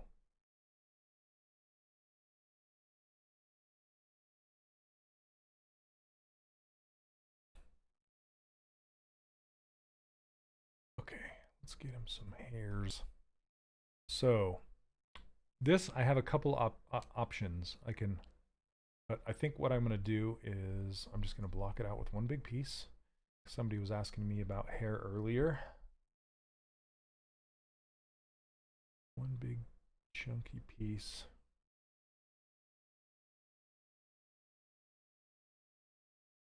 Split it off. Let's see here. Is it not centered? Gosh dang it. Okay. Here's a little trick to replace whatever you have selected with a new object. So basically I reset the gizmo like this. And as long as you have this showing, you can pick an object and it will replace that object with a new one. And so it replaced it with this one. Now it's all centered. Good. I need one to take a look. I watched the one you put up on Discord. That's the one. That seems super easy to use. So that's a good one for an overall what's possible, but it's not good for breaking down how to do it. There's one by Michael Pavlovich that's really, really good on actually how to use Character Creator. I think he just posted it fairly recently. It's really good. Later, if I remember, I'll post it in the Discord. He's got a couple. He's got a handful of them. Okay, so this kind of comes off the back and is weighted towards the back of his head and then kind of hangs off the back.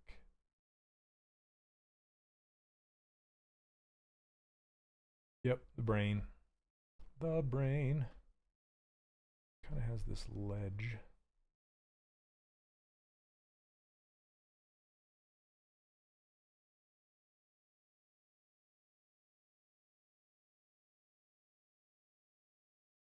It's like a little hat.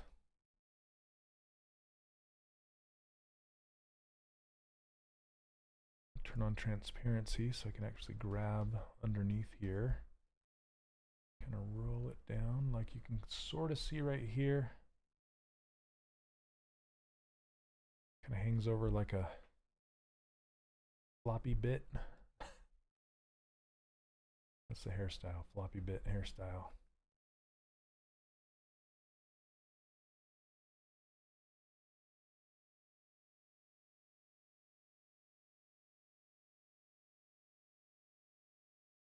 And from the side, I kind of want to pinch it.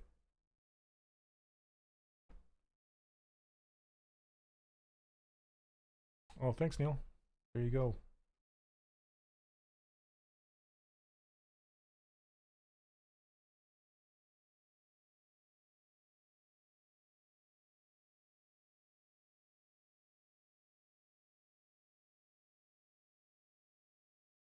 You ever heard of a band called Greta Van Fleet? This new-ish band that sounds a lot like Led Zeppelin. Anyway, my son's birthday is in a couple days, and well, his birthday's tomorrow, and going to check out that concert. Pretty excited. I haven't been to a concert for a while.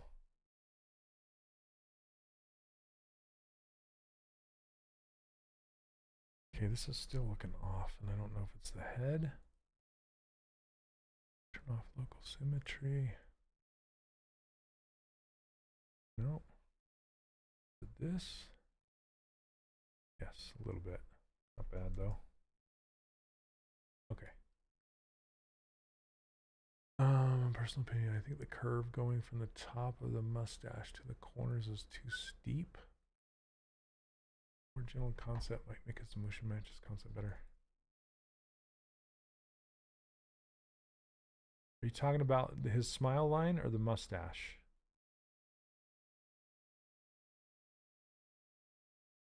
The top of the mustache to the corner? Like this right here?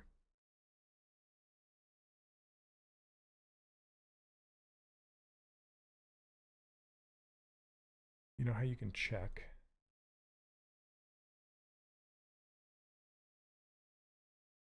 Thanks, Jimmy. He's turning 21. 21. My other son has a birthday the day after that, and he's turning 18. Crazy, huh? Okay, so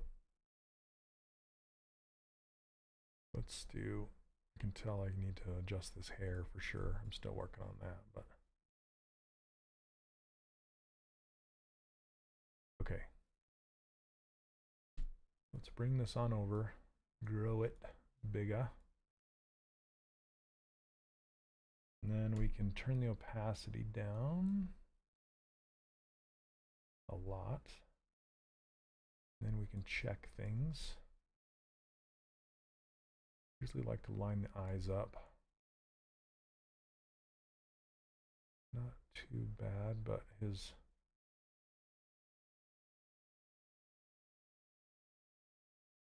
ears are a little low. His jaw is not sharp enough. I think his mustache is okay. You can even do this. You can go rock the opacity back and forth. See, his eyes are still too big, not close enough together. And his nose could go up.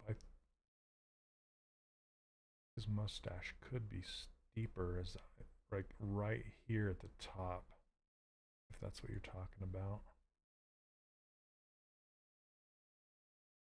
Okay, yeah, his jaw's way too round. That's one thing I gotta fix right away. Lower his ears a little bit. Okay.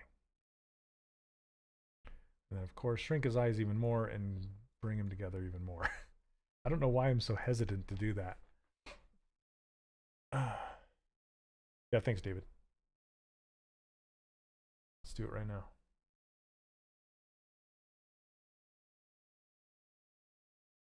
Okay, and then this is more parallel to the mustache.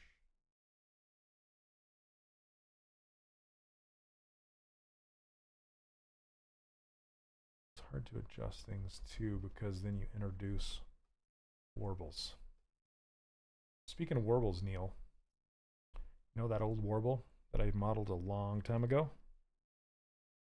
I found him again, and I tossed him over to Character Creator, and I rigged him up.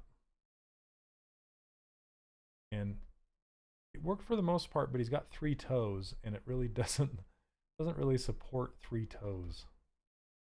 It supports 3 fingers, but not 3 toes.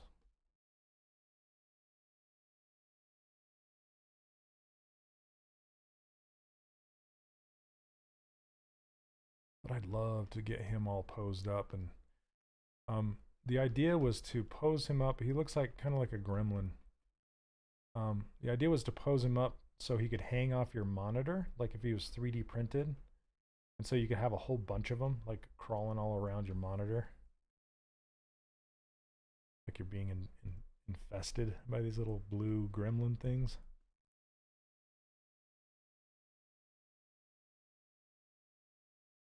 Got a weird something happening right there.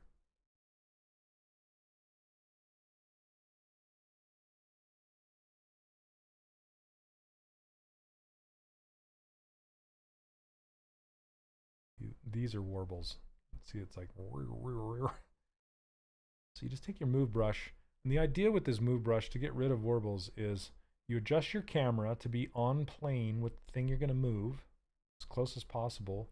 And see how it's got this shape right here. You just want to adjust your brush size to kind of be the same size as that shape. And then just do a little nudgy, a little tap-tap-a-rooney. And just get rid of all the warbles along there.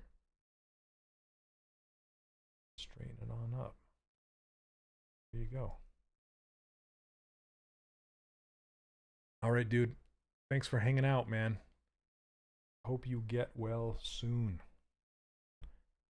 So you can get back to sculpting like a madman. Okay, let's do this again.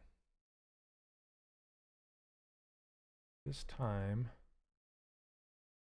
I'm going to move this a little bit down inside the eye and a little bit closer.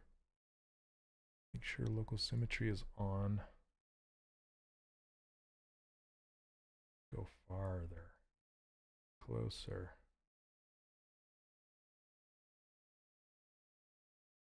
I don't know. I'm afraid. Not bad. Okay. Oh, reminds you of Team Fortress? Absolutely. Yeah, man. I used to love Team Fortress. I played the heck out of that game.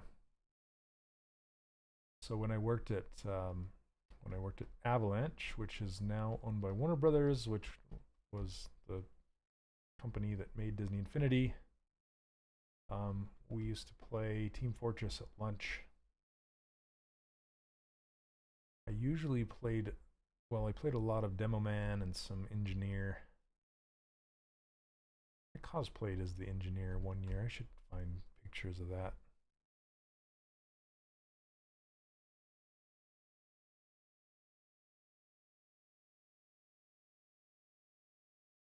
That's feeling better.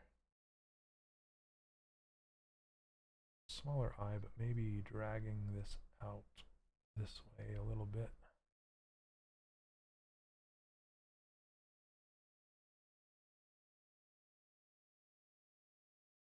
Okay, back to the hair. I don't know what character creator is. You're talking about rigging characters. Could I use the rigs for animation blender? You can, but I wouldn't. So it's, I don't know if they want me to talk about it too much on this stream because it's not a Maxon product, but it does integrate with ZBrush very, very well. And it's it just makes posing much easier, but not necessarily animating. It's made by Reallusion, and it's called Character Creator 4. And you can grab the plugin for ZBrush for free. It's more like a pose library organizer. But you can also, the power in it comes from actually owning Character Creator, which is an extra expense beyond ZBrush. The plugin is free, but Character Creator costs like a couple $100. So it's totally worth it to pose in there.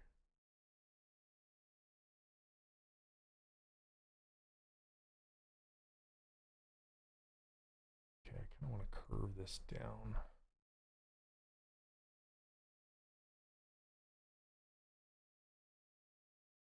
And they have a whole bunch of assets that you can start with. Like they have a whole bunch of characters that just, they have some that come with it and some that you can purchase. And so it's pretty powerful that way as well. Okay, so now that I have this, I want to pull it down even more. Again, Michael Pavlovich has a great video on how to use it as a pose library tool.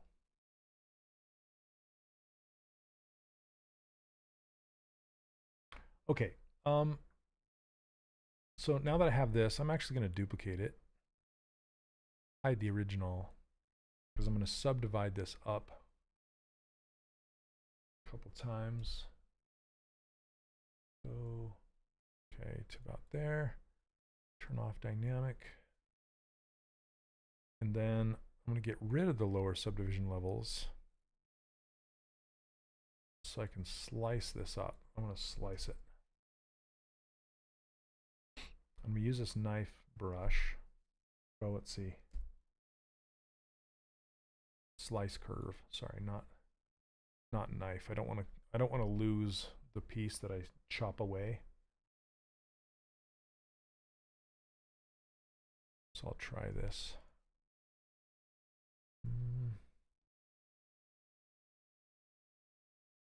trying to remember the brush for that. I want to keep it. I thought it was slice, because knife gets rid of it.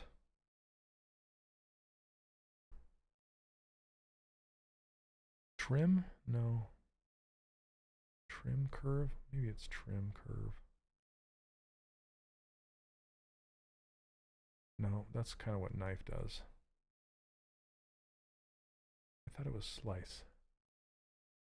If I modified my character from Character Creator in ZBrush, how do I bring my character back from ZBrush? Each time I use Go Z, it converts the character into a prop.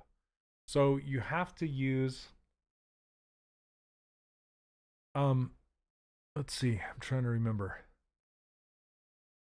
Because I usually, what I do is I start with one of their characters and then push it to ZBrush, and then push it, after I'm done manipulating it over in ZBrush, I just Go Z it back and it works. But you can define something as a prop, a character, or clothing, I think. An accessory. I'm trying to remember. A prop, an accessory, or something else. Clothing?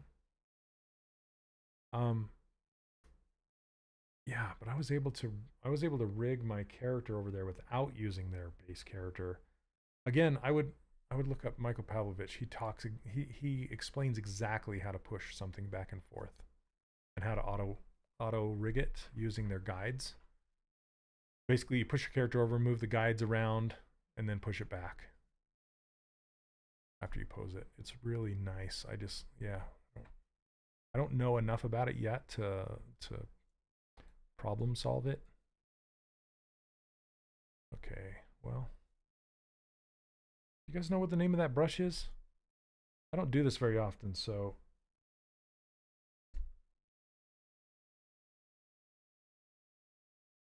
not slice, it's not knife. I want to cut it but keep both pieces. Gosh dang it. Is it? No, it's not clip. It's not knife. See, a knife curve just does the same thing. Just cuts it like that. Trim dynamic? No. No, trim dynamic is, that's kind of like polish brush. I need it like slice. I need to slice it. But I need to slice it in a mirrored fashion. You use AccuRig to place the bones and skin. Then you can pose manually or using mocap, then push it back to ZBrush for further refining without losing your original poses. Exactly, yep. He's just asking, like, when you push it back and forth, sometimes it will try and like label the geometry that you're pushing over as a prop instead of the character that you want to rig.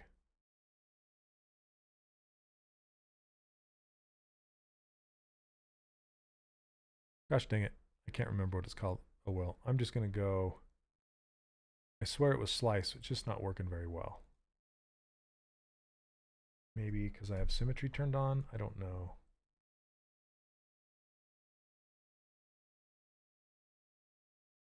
Because now I have this with a hole through it. So let me do a split hidden. Now I have these two pieces and I can just do close holes. And this is the piece that I wanted.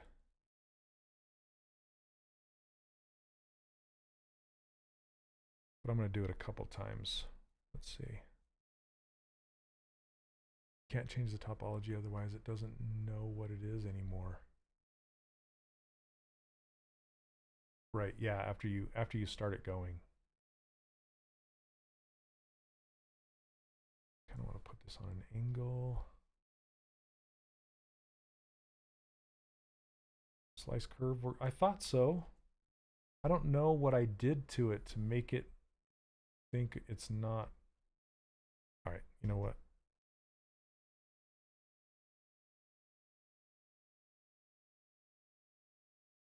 I'm glad I saved the original because I'm going to delete these things and just do it a different way. I'll slice it later. I don't know why it's not working. Okay, delete. Delete. That's why you duplicate, kids. Yeah, it's whenever you do anytime you change the vertices, like every vertice, every dot has a number. And if you push it over there and then push it back and then do something like a slice or a mirror and weld or something that will change the topology of it, it will no longer recognize it because the vertice numbers have changed. Okay, so I'm just going to do what I did with the mustache. And just see. Okay. And just turn off symmetry and just use this brush right here. Cut in some lines. Oh, goodness. Did I just subdivide the wrong thing? I did.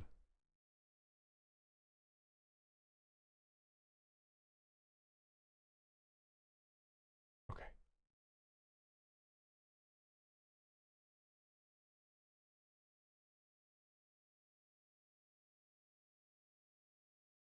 Start from the middle. Oh, it's being dynamically subdivided still. Turn that off.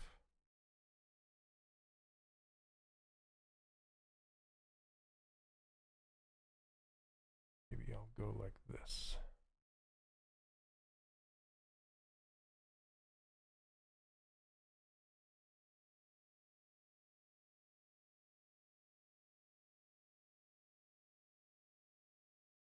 Okay, see how it's getting that weird poof at the end there? I'm just going to smooth that down and push it into the head a little bit. Yeah, Dynamesh or Sculptors Pro or anything that changes the geometry.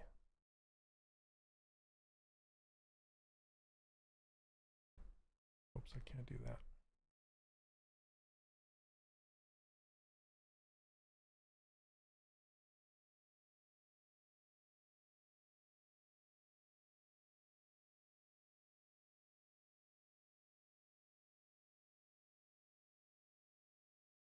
Yep. Pablo Gomez. Look for his stuff. It's really good. And honestly, like Reallusion has a bunch too that are really nice.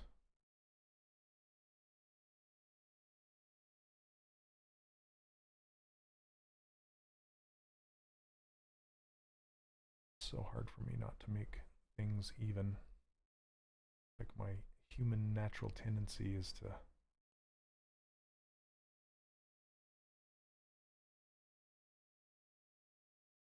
like make even lines all the way across. Okay, so now that I have this, I can grab these and pull them forward and these and pull them back and start to create the hairline shape.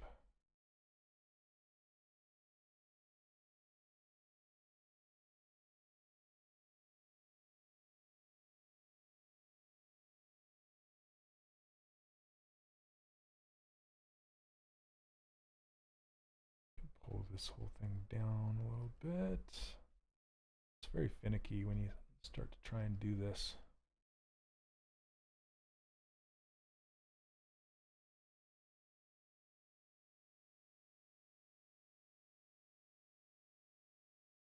So I don't want them to go, I don't want these skin triangles lines to go back too far into the hair.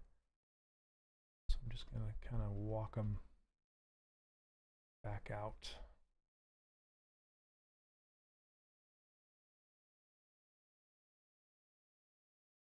And then for sake of not having them even, you can kind of squish them together a little bit. You have to have your camera angle just right, otherwise you're going to push him back into the head.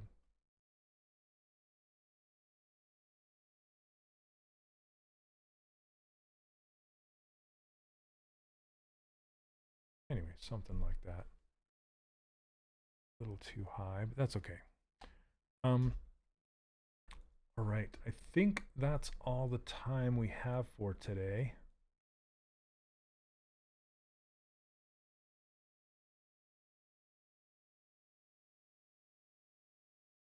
I've tried to do things like subdividing or dynamesh in an attempt to smooth out the character because the mask would. Yep, yeah, that would break the connection for sure. You just gotta, once you send it over and send it back, you can't touch it as far as cutting, slicing, welding, any of that stuff. You have to just use the move brush. Masks are okay. Subdivisions are best. So if you want to have high detail, then you use subdivisions, and it will only push over the lowest subdivision level, but you can have high subdivision levels over in ZBrush. So it works the exact same way as it does, well, very, very similar, not the exact same way, but it works very, very similar to T-Pose Master inside of ZBrush.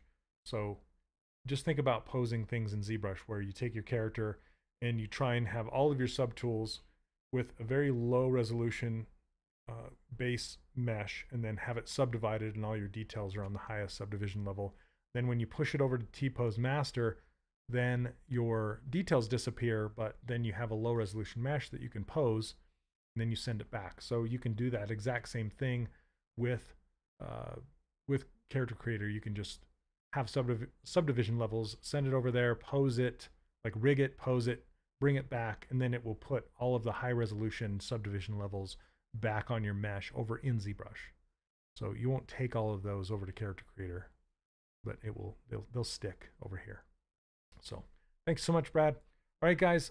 Thank you so much for hanging out with me again today. This was a lot of fun. I wish I would have gotten to the shirt and the coat, but this guy took a lot of polish. So anyway, the max topology count, I believe, is 600,000, something like that. You don't want to push it too much further than that. Yeah, that's why you want to have a low resolution mesh that's subdivided. So, all right, guys, have a fantastic week. And as usual, all of my brushes, my user interface, and my ruler are available to download on my website. They're all under the free brushes button over there if you want to grab those. Yeah, they're always free. And I also teach an online course called the 3D Character Workshop. If you want to learn how to create characters just like this one, but take them further, take them all the way to a game engine or to 3D print or something like that. So thanks, everybody. Have a wonderful week, and we'll catch you all next Monday. I may stream on my own channel tomorrow at the same time, which is at 3D Character Workshop on the YouTube channel. So check that out. If I might, no promises, but if you want to know when I go live, go over there and subscribe. You'll be notified. So, all right. Thank you, everybody. Have a good one. We'll see ya.